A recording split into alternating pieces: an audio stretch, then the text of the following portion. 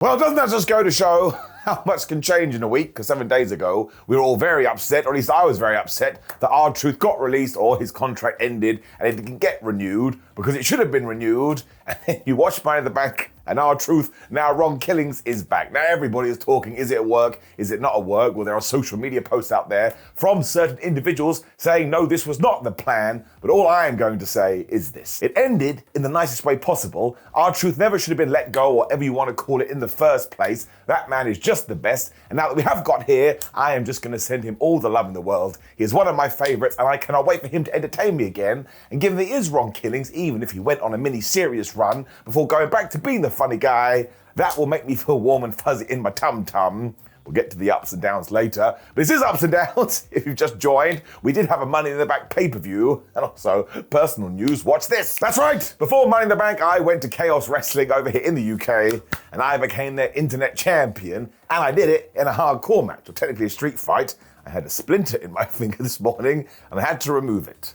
That's true. It's also completely uncool, but don't you come into my house and say my wrestling career hasn't been a lot of fun, because it has. Now back to the real stuff. Let's up those downs. So Money in the Bank did indeed kick off with Money in the Bank, which means we've entered a paradox. Once again, I was laughing, because when we had the wrestlers' intros with this guy's here and that guy's here, we had the crazy Money in the Bank theme over the top, which is like someone playing a trumpet after they've taken some crack cocaine. It just makes it feel like nobody can give a damn, and you're about to watch a comedy. I enjoyed it a lot. It was the women that were going first, though, which meant it was Rhea Ripley versus Guilia versus Stephanie Vacquer versus Alexa Bliss versus Naomi versus Roxanne Perez. And to start with, they all looked at each other. And you know the deal. When you do that in pro wrestling, it's because it's super duper serious. And then they started to punch each other in the face. That, my dear boys, is called escalation. Naomi then remembered, wait a minute, we can go and get the ladders, when Rhea Ripley was using Alexa Bliss as a weapon, so I think she got a totally different memo, and she thought this was a human projectile match. And if you are watching and you are a wrestling promotion, why haven't you booked that already? Stephanie, Julia, and Roxy then essentially had a three-way match before Naomi was like, I do have this piece of death. She started smashing people in the face. This is instantly when I was reminded, oh yeah, I want Naomi to win, because this new character she has is so damn funny. She was so proud of herself, even though what she was trying to do was to inflict pain. Bliss then got killed with a ladder too, courtesy of Julia, but Rhea Ripley watched that, so she did it as well, when all of a sudden Roxanne Perez was here, and these two were going at it, which eventually saw Perez give her a moonsault onto the ladder. So my hand went up, because I was like, listen, Roxanne Perez, I think that hurts you too. This is when Perez finally realized, oh yeah, I can climb up this thing to try and become a #1 contender, which is technically what it was, when Rhea Ripley tried to stop them as well. When Julia and Roxanne went back to that tag team, even though I would never have done that, because Julia totally mugged Roxy off, and they essentially crushed Rhea Ripley when they buried her under some ladders like she was a zombie. Vacquer and Naomi were then doing their own thing. And this dragon screw that Stephanie Vacquer gave to Naomi, like genuinely, I said out loud, Naomi's leg is dead. And just think about those words. Put it in a sentence, that doesn't make any sense. She then got powerbombed off a ladder, because of course she did, thanks to Alexa Bliss when everybody was fighting. And this is when Julia and Roxanne Perez didn't really seem like they cared, because they were just totally focused on killing Alexa Bliss. And I guess Rhea Ripley must secretly be the friend of Alexa, because she all of a sudden rose from the acid like a zombie. Man, she was so over during this match. It just makes me laugh. There's a contingent of people on the internet like, oh man, this Rhea Ripley, I don't understand why we're pushing her. Do you not have ears? Actually, if you don't, I totally get it. You wouldn't be able to hear. Rhea and Julia then squared off for a little bit, which was essentially a wink, wink, nudge, nudge for the future. When, of course, Stephanie was like, oh yes, you all like my maneuver called the Devil's Kiss. Especially Booker T, that's really weird. So she did it on a ladder too, Rhea Ripley, and this place went crazy. So she's only been on Raw for a week and she's already massively over with the main roster. Alexa Bliss then sensed some danger, but her and Naomi kind of smashed into each other when, yep, we got double code reds on these ladders. And at this point, I just think we need to take a moment.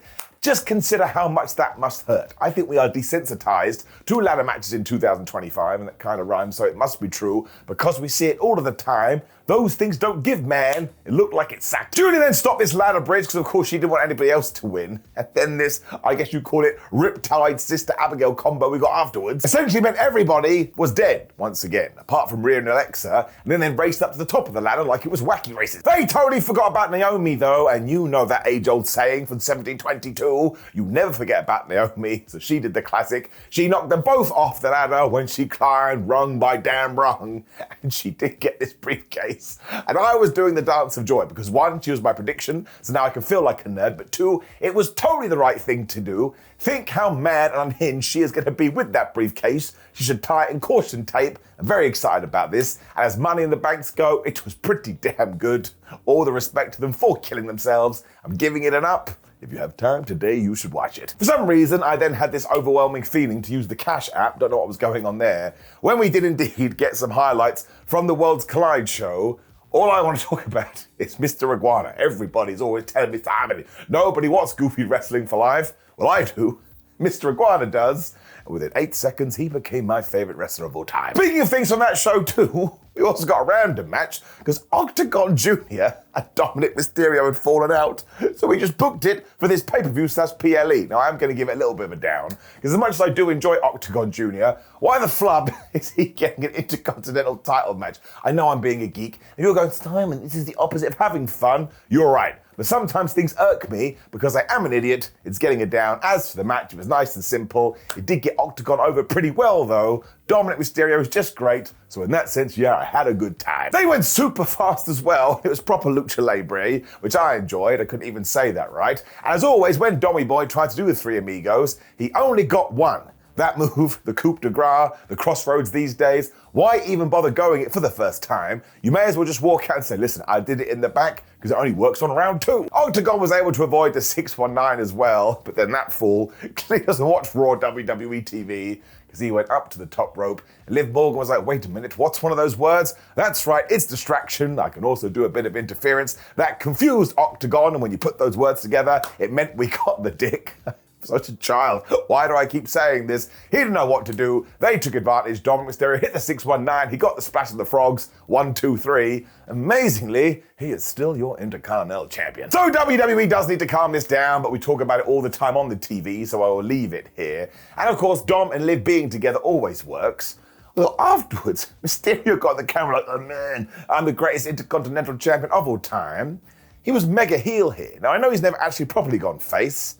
I'm just intrigued to see what the future does hold, but I'm giving it an up. It was super short and it was super fun, and man, that Octagon Jr., he did all right for himself. Dan Gable then talked to the Creeds, because later on, when Grande Americano is competing in the men's ladder match, he wants the official Firebrand ladder to be used. He even explained what Firebrand was to the Creeds, who went, wow, Chad, can you tell me what this was? He was like, sure I can, man. I mean, this was the most shameless way to do an advert. And listen, in 2025, it ain't WWE. That's just the capitalist world. But I'm still going to give it a down. Like, it doesn't actually bother me too much at the moment. But if it keeps doing this week after week and promos have to throw in adverts, that sucks, man. This did actually suck a little bit. So I'm getting it down, but whatever, it doesn't matter. When even with these ladder matches, I think we may have got the best match of the night, because it was the women's IC title. It was Becky Lynch versus Lyra Valkyria.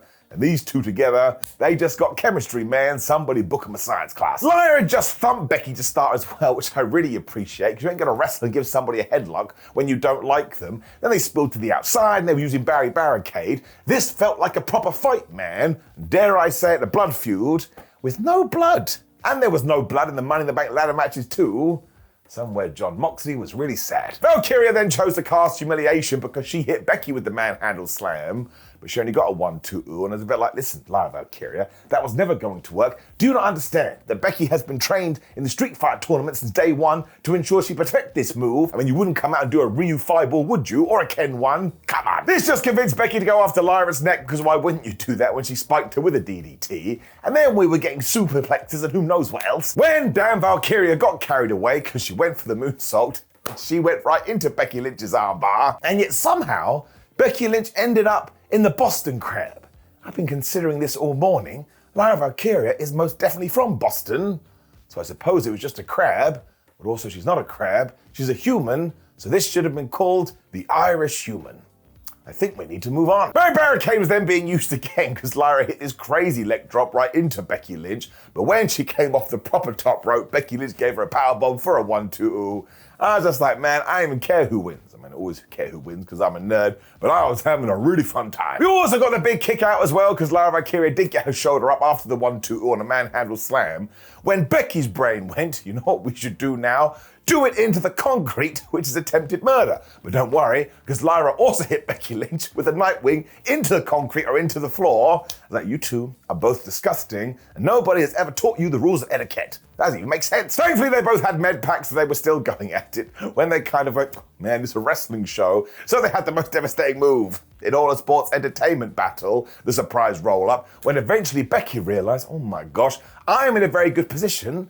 And she got the 1-2-3. Well, that something didn't seem right there, because WWE shot this so damn well, because we saw a replay and the commentators gave it away as they were meant to do, but we flipped it round and that damn Becky Lynch had held the tights. So when she did this wry smile at the end, that's fabulous. It also meant that Lyra had to hold up Becky Lynch's hand to all four corners, but as soon as she was done, she dropped her with the German suplex, Guten Tag, and I like this as well, because that's exactly how I predicted it beat for beat. So I was doing the geek dance. This is getting it up. Of course, they'll have a third match and maybe somebody else gets involved too. I presume they'll have a stipulation and Lyra will win that Intercontinental Championship back. But giving it to Becky is only going to raise it higher. And Lyra Valkyria right now has super benefited from this feud. This is really good sports entertainment stuff. And it is getting a massive up. We went right into the men's Money in the Bank after this, and given it was the main event, that's when I was like, wait a minute, something big must be happening in that tag, otherwise you would not put it last. There's also Seth Rollins versus Penta versus Solo Sikoa versus LA Knight versus El Grande Americano versus Andrade. This was like the other one. In the back they had gone, do you think we should just go out there and kill each other? Everyone else went, I'm so happy you brought it up. I didn't want to say anything, but yes, I do. Now, Rollins got totally melted at the start because, of course, on SmackDown, he had beaten everybody up. And as soon as he was out the ring, everyone turned to Solo Sikoa and like, oh yeah, you're a dickhead too. This new Solo is so funny because he tried to make friends. And once he had been killed, obviously it was on to El Grande Americano. Because essentially that guy's one big lie. Sadly for them, Seth had recovered at this point, so he went after Penta and Andrade when we got a big old dive, 2025, to take out everyone. When the commentators started talking about nipples, now don't get mad at me, that's what they were doing. Wade Barrett had decided that El Grande has different nipples from Chad Gable. But it also means if you've never watched wrestling before, you just think this is par for the course. I don't think we thought about this at all. Seth ensured to slam Penta with a ladder when him and El Grande Americano were doing crazy raises edges with the thing. But LA Knight thought, you know what, I should do something with the steel, so Solo went into it too. When they all realized, when it clocked in their heads, why are we using this really small ladder? It ain't big enough. So Seth Rollins went and got a massive one. That is not a euphemism, but there you go. It just goes to show, this is why he's the future of the industry. He's like a scarecrow, he has a brain. It didn't work at all because Penta and Andrade then fell to their demise, and for a while we did get Solo Sikoa versus Seth Rollins, which again tied into SmackDown. And even though Sikoa wanted the spike, he ate the ladder instead. That's like going for a pizza for dinner and instead you got to eat coal. Before I forget as well, during the opening, after Andrade had been smacked with a ladder thanks to El Grande Americano, I guess by accident, it went right into his penis. And you could tell this wasn't planned. Go and look at his face. I've never felt more sympathy for anyone. El Grande then got flipping Seth Rollins in an ankle lock on top of the ladder. And do not forget, if the rumors are true, El Grande Americano is Chad Gable, and Chad Gable is El Grande Americano, and Gable already worked an absolutely insane match with Vikingo. So listen, even though he's into sponsorship deals, you gotta hold your hands up and say fair enough. He also did this crazy thing where he set up these ladders as some sort of pathway to the briefcase and ran across them like a mouse. When Andrade decided, well, I don't appreciate that, so he got murked too. When Penta was an idiot, I'm not trying to be horrible to Penta, but him and Andrade found themselves at the top, and Andrade was all like, oh, man, I respect you. I'm gonna let you go for the briefcase. And the masked man actually did it. Surprise, surprise. What Andrade do? He punched him right in the face. Now actually, Penta did get his revenge straight after this, because he hit this Mexican destroyer that is going to ruin my life, and I was just sat here watching it on TV. But I tell you, my friends, that was next level craziness. The sponsored ladder was then here, which is the worst sentence I ever say in my life. But actually, LA Knight did a damn good job in making you forget about that. The back suplex he hit. If you have 32 seconds today, you should go and watch it.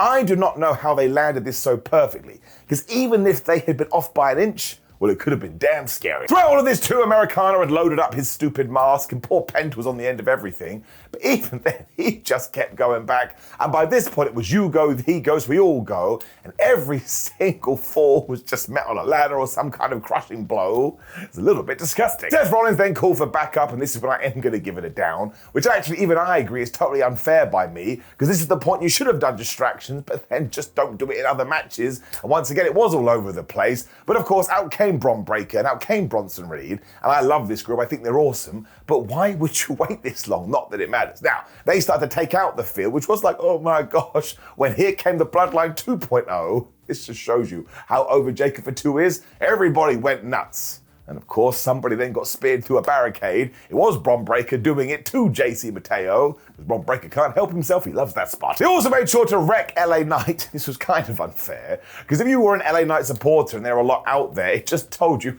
he's not going to get back into this match, and he is going to go 0 for 3. And then, well, we'll get to it in 1 second, because he did get back into it, and then he got screwed again. The absolute highlight of all of this, though, is that Jacob for 2 decided, oh yeah, I am a wrestler, so I'm certainly not going to do things in a way that I would do in real life. Because for a while, he was like, Solo, man, I'm going to help you, and he set up a ladder. And just as Solo started to climb, where he thought he had an extender hand, because he was nowhere near the briefcase, Jacob for 2 stopped him by shouting, I hate you, Solo, which is the reverse of his catchphrase. He kicked him in the face. He hit the moonsault. I did not expect this. I thought we'd eke it out a little bit longer. Jacob for 2 as a face, and this place went crazy. So I am going to give that an up because I thought it was so damn good when Seth Rollins was like, I can now win that briefcase.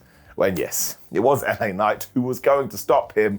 He had the worst plan ever because it ended with his face going into a ladder and getting curb stopped when it was Seth Rollins that grabbed the briefcase and he is Mr. Money in the Bank. I am so surprised that other people were so surprised because I predicted this one too, but that doesn't make me some kind of genius. I just thought it was obvious because of the story. And if you want to take it one step further, I think that's why we're doing Jey Uso versus Gunther on Raw. I smell a cash-in. This really was an incredible spectacle though, and as we said for match number 1, it just deserves all our respect because the effort and the sheer risk they put into it. And I actually quite like Seth with the briefcase. If you are going to come out of WrestleMania with a bad guy group that is running wild, well, you should have some influence over the show. I'm giving it an up. Bravo to everyone. You totally killed it. It also did indeed mean it was John Cena and Logan Paul versus Cody Rhodes and Jey Uso last, as we've already talked about. So that was something's going to happen here. And it did. Otherwise, though, this was essentially a tag team match from 1987, but I'm perfectly good with it.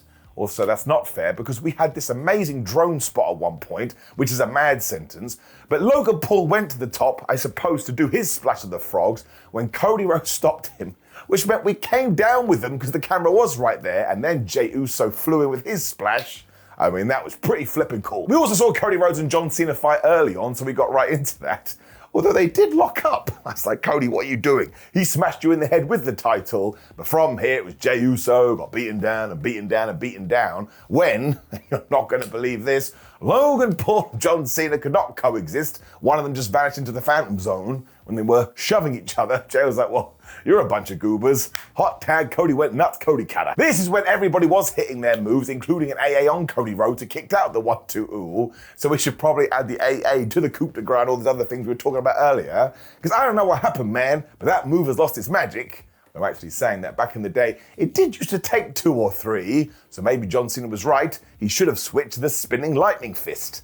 I know what the flub that thing was called. Fair play to John Cena as well, because then they were all fighting on out of the announce table, and he took this horrible spear on the wood, which he did not have to do, and then yeah, all power to Logan Paul. He did this crazy moonsault onto those tables. I mean, all things considered, he doesn't have to do that stuff, but it looked pretty damn good. This is when Cena realized he had an opening, so he cracked Cody Rhodes with the world title. When a hooded man ran in the ring, because you have to do that in WWE in 2025, it turned you into a ghost. He took out John Cena, and when he revealed himself, it was R-Truth. He hit John Cena in the head with the title. I don't even care, man. This made me feel like a 12-year-old again, watching wrestling for the first time. I was so happy. I got a little bit emotional because I am that sort of a guy. I am giving this a golden up because that's all I want in my life is to see my favorites put in a position where it makes me feel warm and fuzzy in the tum-tum. I don't care about age. I don't care about money. I care about what I'm connected with on my TV screen. Flub me sideways. Do I connect with R-Truth? That did not sound as good as I wanted. Cody, very handily by this point, was on his feet, so he gave John Cena one crossroads, which is rare, and he got the 1, 2, 3. Meaning, really, when you do break it down like D-Generation X, Money in the Bank went off air, making you feel good, and of course, Cody now has a pinfall victory, sort of, over Juan Cena. So I wasn't really into this tag team match beforehand, but in hindsight, thank goodness we did get it, mostly because of the return of R-Truth, which I think we should be talking about for the next 42 years. And you can only presume he is going to be featured more on television, so maybe this will work out for the best. But I also still want to say, don't forget the other people that did get released. That still sucks. That's another reason why it's not a work. And if you are going to start doing works where people lose their jobs, well, let's not do that. But for now, we shall move it to one side. The tag team match was more than fine, that it does get an up. Yep. That was the end of the show. And yes, I thought it was totally fine, mostly because R-Truth and Naomi and Seth Rollins being the Money in the Bank holders. I think that works, although if you're a fan of long Money in the Bank reigns, I don't think someone's going to have one next week, but we will find out. Either way, the show overall is getting a magical up. Now, of course, please do leave me a comment below and let me know what you thought about Money in the Bank. Like the video, share the video, and subscribe. You can click the video on the screen for SmackDown ups and downs, which I would appreciate. Otherwise, now we can rest for 48 hours, because then we will be talking about Raw. But have a great Sunday, my friends. See you soon.